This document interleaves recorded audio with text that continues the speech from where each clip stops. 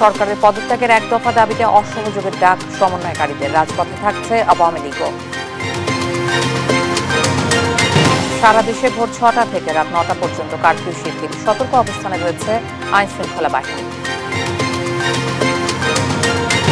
প্রধানমন্ত্রী চাইলে পদত্যাগের ঘোষণা স্বরাষ্ট্রমন্ত্রীর, বলেন ছাত্রদের আন্দোলন রাজনৈতিক আন্দোলনে চলে গেছে। ফেনীতে পানিবন্দী ৩ উপজেলার লক্ষাধিক মানুষ, দুর্ভোগে বানভাসীরা, জোয়ারের পানিতে তলিয়ে ভোলার ২০ গ্রাম। এবং হামাস নেতা হত্যা নিয়ে নতুন তথ্য, বোমার আঘাতে নয় রকেট হামলায় নিহত হন হানিয়া, দাবি আইআরজিসি।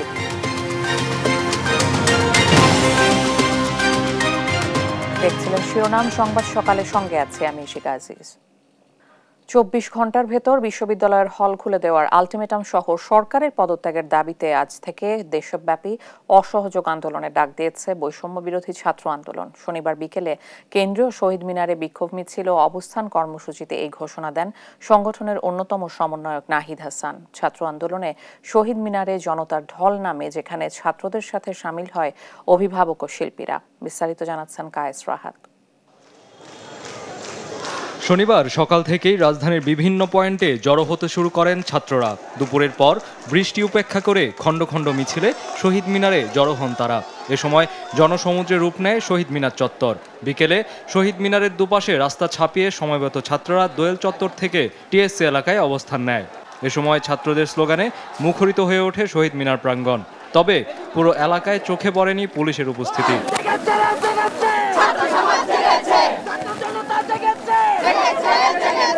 এ সময় ছাত্রদের সঙ্গে একাত্মতা প্রকাশ করে অংশ নেন আসিফ নজরুল, রুমিন ফারহানা সহ বিভিন্ন শ্রেণী পেশার মানুষ। শিক্ষার্থীদের সাথে আসা অভিভাবকরা বলছেন, আন্দোলনের দাবির সাথে একমত হয়েই মাঠে নেমেছেন তারা। আজকে আপনারা বলছেন আলোচনার পথ খোলা, আমার ভাইয়ের, আমার বোনের, আমার সন্তানের রক্তের উপর কিসের আলোচনা? ইতিহাস জানেন যে হত্যাকারীর কাছে হত্যার বিচার চেয়ে লাভ নেই। তাই আমাদের সকল দফা আজকে আমরা একত্রিত হয়ে এক দফায় দাবিতে আমরা আজকে এখানে এই জনসমুদ্র পরিণত হয়েছে। আমি মনে করি এই জনগণের যে এখন এক দফা, সেটাকে আপনি সম্মান জানান। আমরা আমাদের সন্তানদের নিয়ে আসছি যেন আর কোনো মা বাবার বুক খালি না হয়, আর কোনো রক্তই যেন না ঝরে। আমরা মা বাবা হয়ে যেন তাদেরকে তাদের সমস্ত কিছু মেনে নিতে পারি এবং আমরা যেন সুন্দর একটা দেশ তাদেরকে উপহার দিতে পারি। দীর্ঘ অবস্থান কর্মসূচি পালন শেষে সন্ধ্যার আগ মুহূর্তে বৈষম্য বিরোধী ছাত্র আন্দোলনের অন্যতম সমন্বয়ক নাহিদ হাসান এক দফা সহ অসহযোগ আন্দোলনের ঘোষণা দেন। আগামীকাল থেকে আমাদের অসহযোগ আন্দোলন চলবে। আজ থেকে আমাদের বিক্ষোভ আন্দোলনে অবস্থান কর্মসূচিও পাশাপাশি চলবে। অবস্থান কর্মসূচি পালনের সাথে সাথে শাহবাগ সহ ঢাকা বিশ্ববিদ্যালয়ের বিভিন্ন এলাকায় বিক্ষোভ করেন তারা। কায়েস রাহাত, দেশ টিভি, ঢাকা। কোটা সংস্কার আন্দোলনে দেশব্যাপী নিহত শিক্ষার্থীদের স্মরণে দেশের বিভিন্ন স্থানে মোমবাতি প্রজ্বলন করেছেন শিক্ষার্থীরা। শনিবার সন্ধ্যা 6:30 থেকে রাত 8টা পর্যন্ত টাঙ্গাইলের শহরের ছয়ানি পুকুর পাড়ে মোমবাতি জ্বালিয়ে আন্দোলন করে বিভিন্ন স্কুল, কলেজ, বিশ্ববিদ্যালয়ের শিক্ষার্থীরা। এক দফা দাবি আদায়ে ভোলায় মোমবাতি প্রজ্বলন করে ছাত্র সমাজ। শনিবার সন্ধ্যা 7:30টায় শহরের সরকারি বালক উচ্চ বিদ্যালয় মাঠে কেন্দ্রীয় শহীদ মিনার চত্বরে এ সমাবেশ করে তারা। কোটা সংস্কার আন্দোলনে দেশব্যাপী নিহত শিক্ষার্থীদের স্মরণে শোক পালন করতে ব্রাহ্মণবাড়িয়ায় মোমবাতি প্রজ্বলন করেছে কোটা আন্দোলনকারীরা।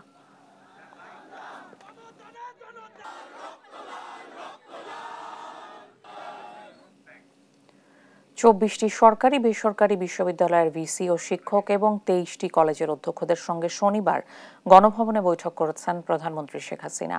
অশুভ শক্তির কবল থেকে শিক্ষার্থীদের ফিরিয়ে আনতে একতাবদ্ধ হওয়ার প্রত্যয় জানান শিক্ষকরা।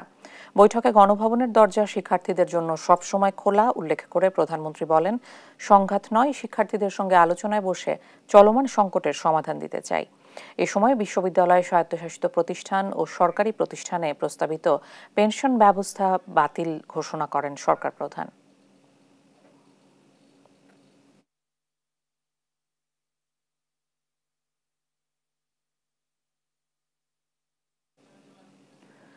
রাজধানী ঢাকা সহ 4 জেলায় আজ রোববার 15 ঘণ্টা কারফিউ শিথিল করা হয়েছে। ঢাকা, নারায়ণগঞ্জ, গাজীপুর ও নরসিংদীতে সকাল 6টা থেকে রাত 9টা পর্যন্ত কারফিউ শিথিল থাকবে। শনিবার রাতে সচিবালয়ে আইনশৃঙ্খলা রক্ষাকারী বাহিনী ও গোয়েন্দা সংস্থার শীর্ষ কর্মকর্তাদের সঙ্গে বৈঠকের পর স্বরাষ্ট্রমন্ত্রী আসাদুজ্জামান খান কামাল এই তথ্য নিশ্চিত করেছেন। মন্ত্রী আরও বলেন, রোববার থেকে পরবর্তী নির্দেশ না দেওয়া পর্যন্ত অনির্দিষ্টকালের জন্য এই 4 জেলায় সকাল 6টা থেকে রাত 9টা পর্যন্ত কারফিউ শিথিল থাকবে। এ সময় পরিস্থিতি অনুযায়ী দেশের অন্যান্য জেলা প্রশাসকরা কারফিউয়ের বিষয়ে সিদ্ধান্ত নেওয়া হবে বলেও জানান তিনি। এদিকে প্রধানমন্ত্রী শেখ হাসিনা সহ সরকার পতনের দাবিতে রোববার থেকে সর্বাত্মক অসহযোগ আন্দোলনের ডাক দিয়েছে বৈষম্য বিরোধী ছাত্র আন্দোলন।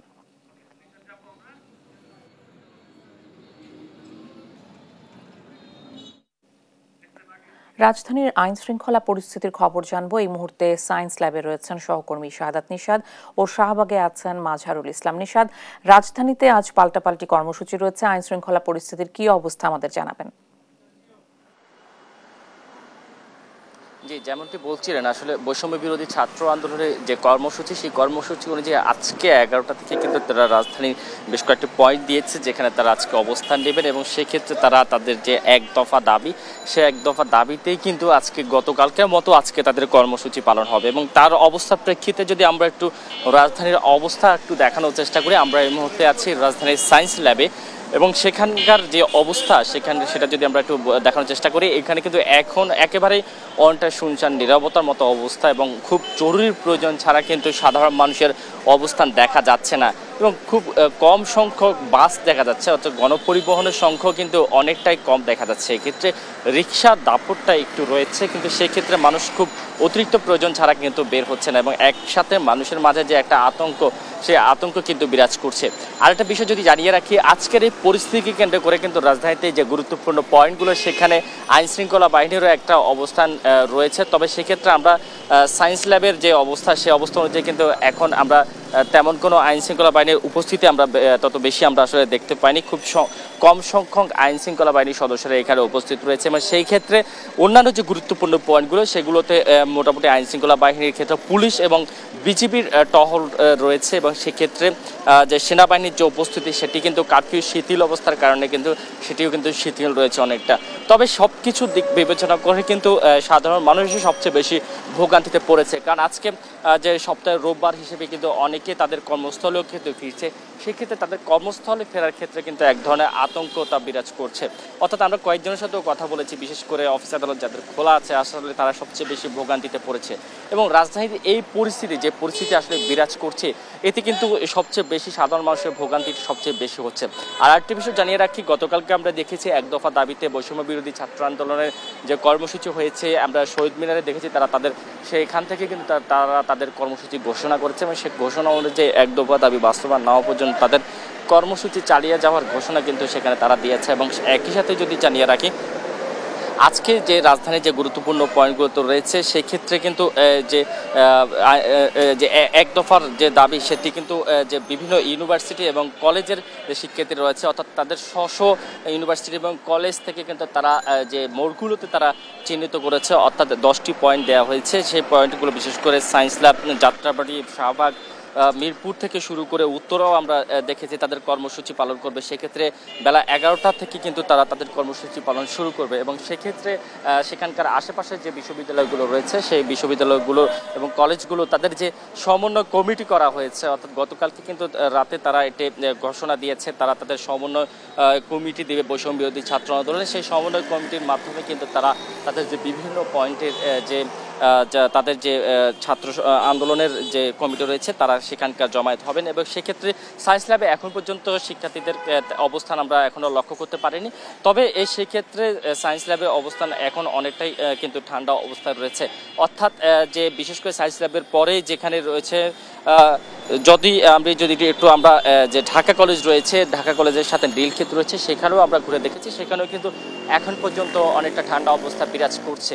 তো সব কিছু মিলিয়ে সায়েন্স ল্যাবের বর্তমান যে চিত্র, সেই অনুযায়ী এখনও আন্দোলন শুরুর বা কোনো ধরনের আমরা এখনও কোনো অবস্থান দেখতে পাইনি। অন্যদিকে আইনশৃঙ্খলা বাহিনীর উপস্থিতিও আমরা মোটামুটি এখানে কিছুটা লক্ষ্য করতে পারছি। তো এই ছিল সায়েন্স ল্যাব থেকে আমার কাছে থাকা সবশেষ খবর।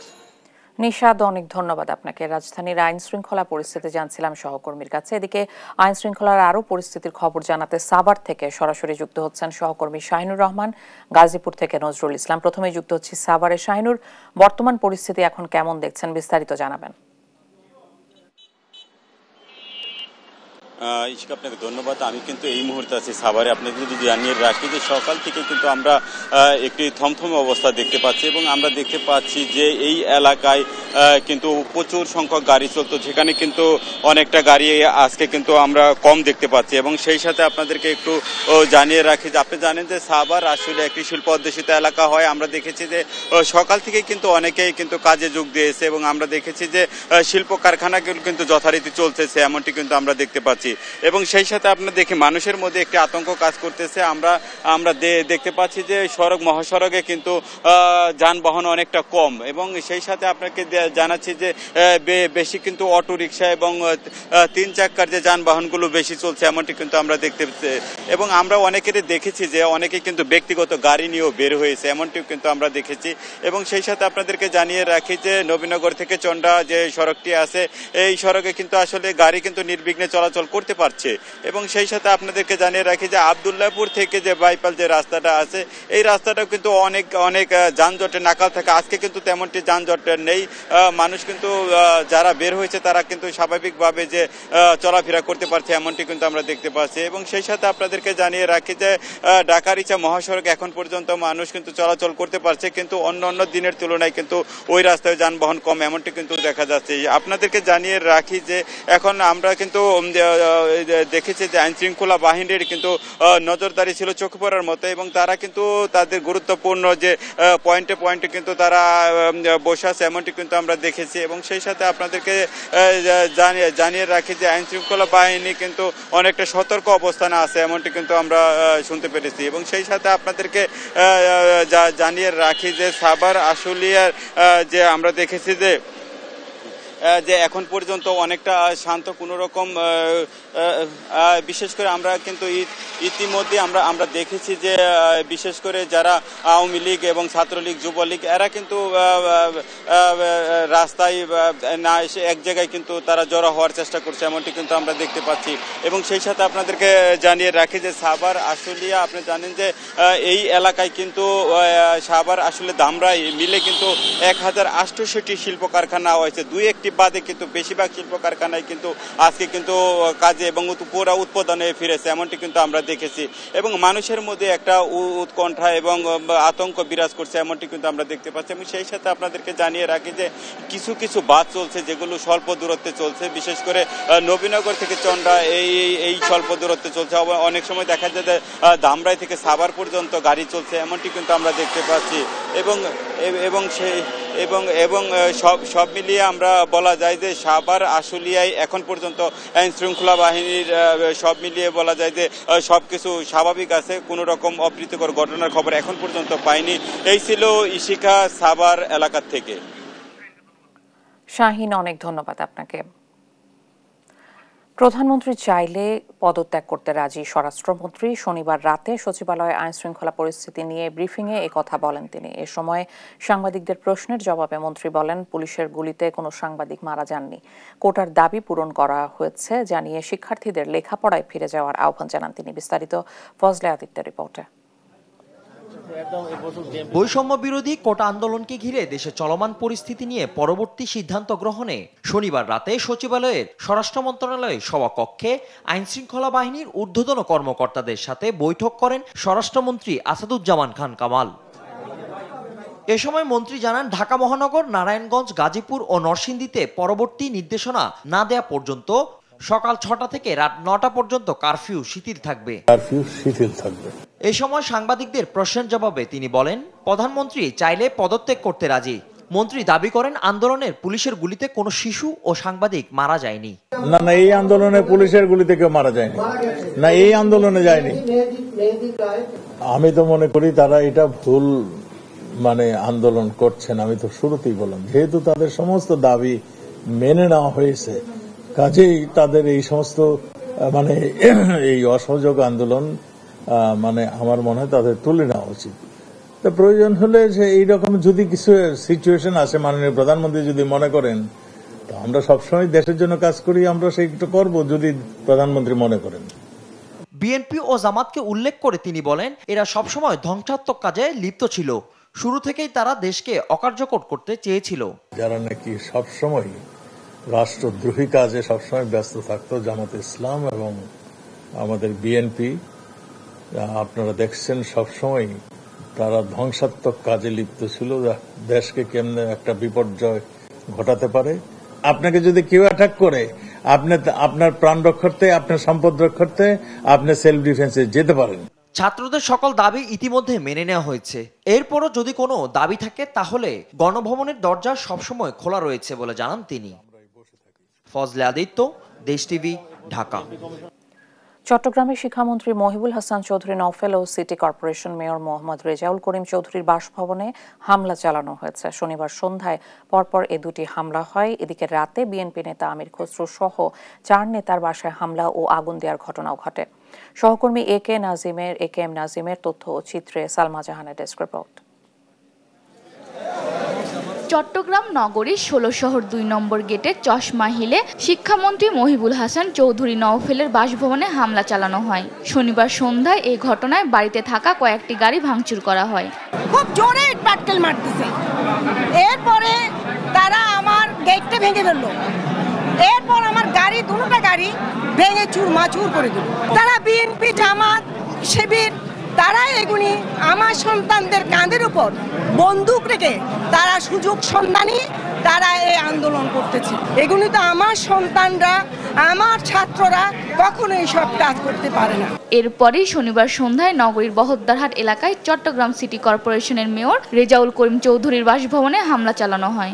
বৈষম্য বিরোধী ছাত্র আন্দোলনের মিছিল বহদ্দারহাট পৌঁছালে সেখান থেকে একটি অংশ মেয়রের বাসভবনের দিকে অগ্রসর হয়ে ইট পাটকেল নিক্ষেপ করে।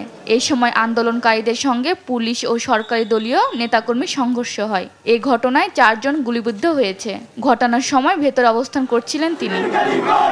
বৈষম্য বিরোধী ছাত্র আন্দোলন চট্টগ্রামের সমন্বয়ক রাসেল আহমেদ জানান, নিউ মার্কেট মোড় থেকে টাইগার পাস মোড়ে এসে আমাদের কর্মসূচি সমাপ্ত ঘোষণা করা হয়। এরপর ছাত্র জনতা সবাইকে যার যার গন্তব্যে যেতে নির্দেশনা দেওয়া হয়েছে। এর মধ্যে দুষ্কৃতিকারীরা ঢুকে হামলা নাশকতা চালিয়েছে। এর দায়ভার কোনোভাবেই ছাত্র আন্দোলন নেবে না। এদিকে রাত 8টার দিকে বিএনপির স্থায়ী কমিটির সদস্য আমির খসরু আহমেদ চৌধুরী, চট্টগ্রাম নগর বিএনপির সাবেক আহ্বায়ক ডাক্তার শাহাদাত হোসেনের বাসায় অগ্নিসংযোগ সহ হামলা চালানো হয়েছে। নিউজ ডেস্ক, দেশ টিভি। এবারে আজকের আইন শৃঙ্খলা পরিস্থিতির খবর জানাতে গাজীপুর থেকে যুক্ত হচ্ছেন সহকর্মী নজরুল ইসলাম। নজরুল, বর্তমান পরিস্থিতি এখন কেমন দেখছেন, বিস্তারিত জানাবেন। ইশিকা, আপনাকে ধন্যবাদ। আপনি যেমনটা বলছিলেন, আপনারা জানেন যে চলমান যে সহিংস যে ঘটনা সারা দেশে, সেটা কিন্তু গাজীপুরে কিন্তু এখন পর্যন্ত কিন্তু এইরকম কোনো ঘটনা আমরা পাইনি। গতকালকে কিন্তু আপনার যে গাজীপুরের যে মাওনা চৌরাস্তা এলাকা, এখানে কিন্তু বৈষম্য বিরোধী ছাত্র আন্দোলনকারীরা কিন্তু এখানে আপনার পুলিশের কয়েকটি পিকআপ ভ্যান এবং ব্যাপক কিন্তু ভাঙচুর করেছে তারা। তো এই ব্যাপারে কিন্তু মানে আপনার যে বৈষম্য বিরোধী ছাত্র আন্দোলন নেতৃবৃন্দরা কিন্তু শ্রীপুরের মাওনা এলাকায় থানাতে ঢুকে তারা কিন্তু হামলা এবং ভাঙচুর করেছে। তো আমরা যেখানটা আমি দাঁড়িয়ে রয়েছি, গাজীপুরের সবচেয়ে গুরুত্বপূর্ণ জায়গা চান্দনা এলাকায়, এখানে কিন্তু এখান থেকে বিভিন্ন যে দূরপাল্লার গাড়িগুলো, এখান থেকে কিন্তু এখন পর্যন্ত আমরা যে আঞ্চলিক যে সড়কগুলো সেগুলো গাড়ি চলতেছে, কিন্তু দূরপাল্লার যানবাহনগুলো কিন্তু আমরা রাস্তায় দেখতে পাইনি। পাশাপাশি যে এখানে কিন্তু শক্ত অবস্থানে রয়েছেন আইন শৃঙ্খলা বাহিনীর বেশ কিছু সদস্য, কিন্তু আমরা গুরুত্বপূর্ণ যে পয়েন্টগুলো রয়েছে সেই পয়েন্টগুলোতে আমরা অবস্থান করতে দেখছি। আপনি দেখতেছেন যে ছোট ছোট অর্থাৎ ছাত্রলীগ, যুবলীগ, আওয়ামী লীগের নেতৃত্বে কিন্তু তারা কিন্তু জড়ো হওয়ার চেষ্টা করছে। রাস্তার পাশে আমরা দেখতে পাচ্ছি যে এখানে কিন্তু সব ধরনের নেতৃবৃন্দরা কিন্তু এখানে আসছেন এবং পাশাপাশি আতঙ্ক কিন্তু বিরাজ করছে। এই আতঙ্কের কারণে কিন্তু আজকে যে তারা অসহযোগ আন্দোলন ডেকেছে, এর পরিপ্রেক্ষিতে কিন্তু আমরা দেখতে পেয়েছি যে অধিকাংশ দোকানপাট, ব্যবসা প্রতিষ্ঠান কিন্তু বন্ধ রেখেছে তারা হট্টগোলের কারণে, যাতে কোনো নাশকতা বা কোনো কিছু না হয়, এই আতঙ্ক থেকে কিন্তু তারা দোকানপাট বন্ধ রেখেছেন। তো আমরা দেখেছি সড়কের পাশেই কিন্তু এখানে শক্ত অবস্থানে আওয়ামী লীগ অবস্থান করছেন এবং আমি যদি দেখাতে চাই, এখানে কিন্তু আওয়ামী লীগের নেতৃবৃন্দ কিন্তু যাতে নৈরাজ্য এবং বিশৃঙ্খলা সৃষ্টি করতে না পারে এর জন্য কিন্তু তারা শক্ত অবস্থান নিয়েছেন। এখানে কিন্তু অবস্থান নিয়ে তারা এখানে আমরা দেখতে পেয়েছি যে এখানে কিন্তু শত শত নেতৃবৃন্দ কিন্তু এখানে অবস্থান নিয়েছেন যাতে সাধারণ মানুষের জানমাল রক্ষার্থে যেন তারা ভূমিকা রাখতে পারে। এবং আমরা দেখেছি যে সব ধরনের মানুষ কিন্তু এখানে উপস্থিত হচ্ছেন এবং আমরা যদি দেখাতে চেষ্টা করি আপনাকে এখানে কিন্তু যে আমরা দেখতে পাচ্ছি যে এখানে কিন্তু আওয়ামী লীগের নেতৃবৃন্দ কিন্তু এখানে অবস্থান করছেন এবং তারা সকাল থেকে কিন্তু মাঠ দখল করে রেখেছেন এবং তাদের দখলে কিন্তু সম্পূর্ণ এলাকা রয়েছে। তো আশপাশে যে গাজীপুরের যে সম্পূর্ণ এলাকা রয়েছে সেটা কিন্তু আমরা এখন পর্যন্ত কোনো বিশৃঙ্খলার বা অপ্রীতিকর কোনো ঘটনার আমরা সংবাদ পাইনি। তবে আতঙ্ক সাধারণ মানুষের মধ্যে রয়েছে। সাধারণ মানুষ কিন্তু দোকানপাট ব্যবসা প্রতিষ্ঠান বন্ধ রেখে কিন্তু এখন একটি কিন্তু মানুষের মধ্যে সব জায়গায় কিন্তু রাস্তাঘাট আমরা ফাঁকা দেখতে পেয়েছি। তো এই অবস্থায় গাজীপুরের প্রতিটি এলাকার চিত্র এখন মোটামুটি সব জায়গায় কিন্তু যাতে কোনো জানমাল নষ্ট না করতে পারে এই কারণে কিন্তু বিভিন্ন পয়েন্টগুলোতে আওয়ামী লীগ নেতাকর্মীদের অবস্থান আমরা দেখতে পেয়েছি এবং পাশাপাশি আমরা দেখতে পেয়েছি যে মহাসড়কের গুরুত্বপূর্ণ জায়গাগুলোতে পুলিশের সাজোরা যান নিয়ে কিন্তু তারা অপেক্ষা করছেন এবং অবস্থান করছেন। যাতে নজরুল, অনেক ধন্যবাদ আপনাকে। আমরা গাজীপুর থেকে আইন শৃঙ্খলা পরিস্থিতির সবশেষ খবর জানছিলাম। সেনাবাহিনী প্রধান জেনারেল ওয়াকারুজ্জামান বলেছেন, বাংলাদেশ সেনাবাহিনী দেশের জনগণের আস্থার প্রতীক। জনগণের স্বার্থে ও রাষ্ট্রের যে কোনো প্রয়োজনে সেনাবাহিনী সবসময় জনগণের পাশে আছে এবং থাকবে। শনিবার সেনা সদর হেলমেট অডিটোরিয়ামে নিয়মিত কার্যক্রমের অংশ হিসেবে অফিসার্স অ্যাড্রেস গ্রহণ অনুষ্ঠানে এ কথা বলেন সেনাপ্রধান। এ সময় তিনি তাঁর বক্তব্যে যে কোনো পরিস্থিতিতে জনগণের জানমাল ও রাষ্ট্রীয় গুরুত্বপূর্ণ স্থাপনার নিরাপত্তা নিশ্চিত করতে বলেন। এছাড়াও সব সেনা কর্মকর্তাদের উদ্দেশ্যে দেশের চলমান নিরাপত্তা পরিস্থিতিতে সেনাবাহিনীর কার্যক্রম সম্পর্কে বিভিন্ন দিক নির্দেশনা দেন তিনি।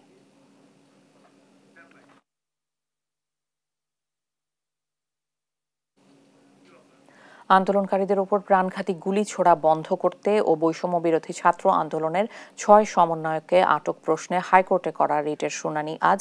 বিচারপতি মোস্তফা জামান ইসলাম ও বিচারপতি এস.এম. মাসুদ হোসাইন দোলনের সমন্বয়ে গঠিত হাইকোর্ট বেঞ্চের আজকের কার্যতালিকায় রিটটি আদেশের জন্য রয়েছে। দেশের বিভিন্ন স্থানে আন্দোলনকারীদের উপর প্রাণঘাতী গুলি না চালাতে এবং বৈষম্য বিরোধী ছাত্র আন্দোলনের আটক 6 সমন্বয়ককে মুক্তি দিতে নির্দেশনা চেয়ে 29 জুলাই রিট করেন সুপ্রিম কোর্টের 2 আইনজীবী। রিটের উপর গত 29 ও 30 জুলাই শুনানি হয়।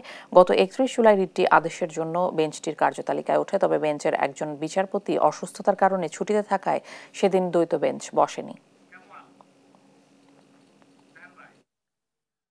ভারী বৃষ্টি ও উজানের ঢলে নিমজ্জিত ফেনী ও ভোলা। প্রবল বর্ষণ পাহাড়ি ঢলে ফেনীর মুহুরী, কহুয়া, সিলোনিয়া নদীর বন্যা নিয়ন্ত্রণ বাঁধের 12টি স্থানে ভাঙন ধরেছে। ছিতুলিয়া, মির্জানগর, বক্স মাহমুদ, আনন্দপুর, মহামায়া, পাঠাননগর সহ 12 ইউনিয়নের 74টি গ্রাম প্লাবিত হয়েছে। এতে পানিবন্দী অন্তত 35,000 মানুষ। ডুবে গেছে ফসলি জমি, বসতবাড়ি, রাস্তাঘাট। এখনও তলিয়ে ফেনী পরশুরাম আঞ্চলিক মহাসড়ক। যান ও জন চলাচলে ব্যাহত হচ্ছে। চরম দুর্ভোগে পোহাচ্ছে বন্যা দুর্গত বাসিন্দারা। এদিকে টানা বর্ষণ জোয়ারের পানিতে প্লাবিত হয়েছে ভোলার উপকূলের অন্তত 20 গ্রাম। দুর্গত এলাকায় দেখা দিয়েছে খাদ্য ও বিশুদ্ধ পানির সংকট। এতে ভোগান্তি পোহাচ্ছে 30,000 মানুষ।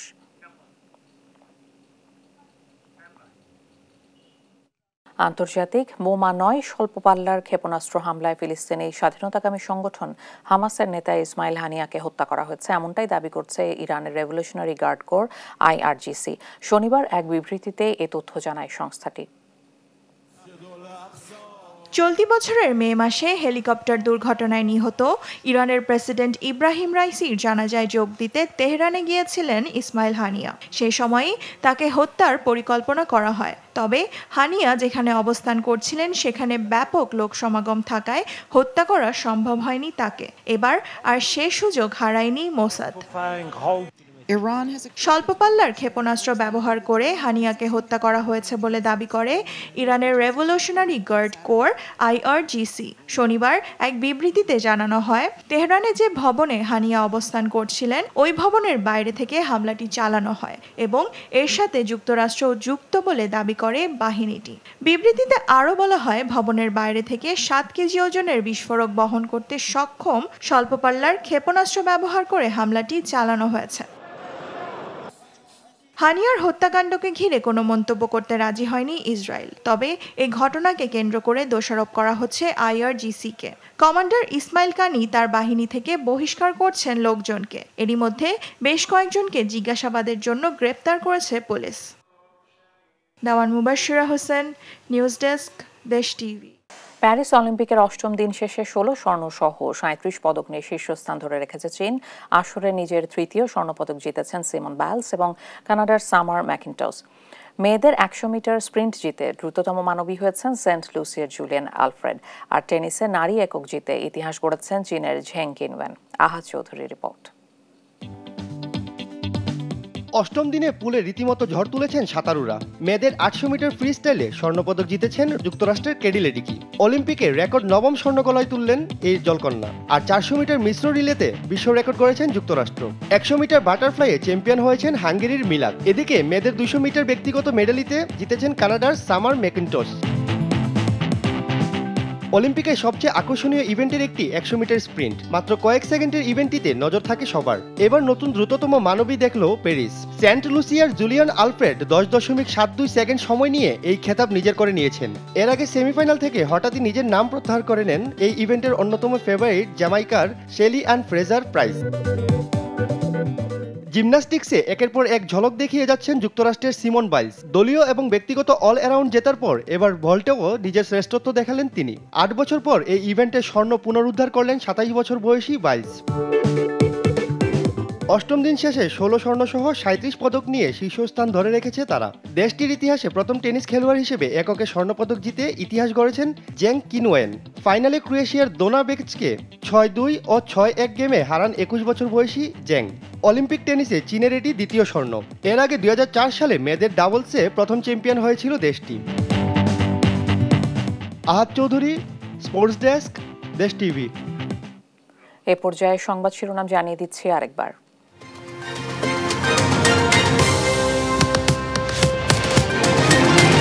সরকারের পদত্যাগের এক দফা দাবিতে অসহযোগের ডাক সমন্বয়কারীদের, রাজপথে থাকছে আওয়ামী লীগও। সারা দেশে ভোর 6টা থেকে রাত 9টা পর্যন্ত কারফিউ শিথিল, সতর্ক অবস্থানে রয়েছে আইন শৃঙ্খলা বাহিনী। প্রধানমন্ত্রী চাইলে পদত্যাগের ঘোষণা স্বরাষ্ট্রমন্ত্রী, বলেন ছাত্রদের আন্দোলন রাজনৈতিক আন্দোলনে চলে গেছে। ফেনীতে পানিবন্দী 3 উপজেলার লক্ষাধিক মানুষ, দুর্ভোগে বানভাসীরা, জোয়ারের পানিতে তলিয়ে ভোলার 20 গ্রাম। এবং হামাস নেতা হত্যা নিয়ে নতুন তথ্য, বোমার আঘাতে নয় রকেট হামলায় নিহত হন হানিয়া, দাবি IRGC। এই ছিল এখনকার সংবাদ সকাল। পরের বুলেটিন দেখার আমন্ত্রণ রইল। এছাড়া দেশ টিভি সর্বশেষ সব খবর পেতে ভিজিট করুন www.desh.tv। ফেসবুকে আমাদের সঙ্গে যুক্ত থাকুন দেশ টিভি অথবা দেশ টেলিভিশন পেজে। সর্বশেষ সব ভিডিও পেতে ইউটিউবে আমাদের হ্যান্ডেল @দেশ টেলিভিশন অথবা @দেশ টিভি নিউজ থেকে সার্চ করুন। ধন্যবাদ।